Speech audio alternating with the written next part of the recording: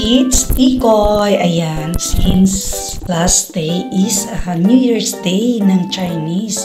So, Kong Hei Fat Choy yun. Ayun, niluto natin tong tikoy na matagal na sa ref. Hindi naman katagalan.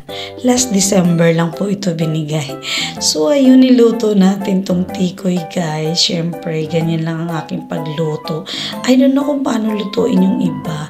Pero kung may air fryer ako, guys, much better sana para walang oil.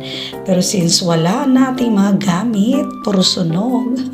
So, ayan, prito-prito lang muna tayo, guys. So, ayun, nagluto tayo ng tikoy kasi nga po, it's Chinese New Year. So, hindi lang naman yun ang reason, guys.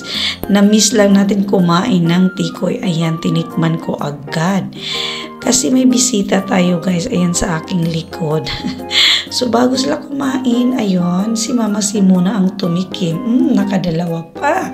Ang sarap kasi, guys, lalo na pag maraming breadcrumbs kasi ma-crispy-crispy yan. So, ayan, ganun lang ang gagawin natin, guys. Prito-prito din. Since naubusan din tayo ng paper towel, I mean tissue, na kung saan pwede natin pa-absorb yung ating mantika. So, ayan, ginawa natin is ito na lang tayo sa strainer. Ayun. Bawas mantika lang, guys, kasi hindi healthy yung mantika natin ginamit. It's, coconut oil naman, pero hindi na siya healthy. So, ayun, ganun lang ang aking ginawa, guys. Binabad ko siya sa itlog. And then, i-dip natin siya sa breadcrumbs. So, ganun lang po ang ating pagluto or way ko sa pagluto. Ewan ko kung anong way naman ng luto ng iba. Pero sa akin, ganun lang po yung pagluto ko, guys, ng tikoy. So, ayun. Hindi naman ako lagi naluto ng tikoy, pero kung gusto naman natin kumain, ayun, meron kasi tayong stock sa ref. Binigay po pala yan ng aming inaanak sa kasal. Inaanak lang pala ni husband. So, ayun, na yan ang share ko sa inyo, guys. Napakasarap kasi ng tikoy. Alam nyo, guys, masarap siya pag marami siyang breadcrumbs kasi may twist siya na crispy-crispy dahil sa breadcrumb.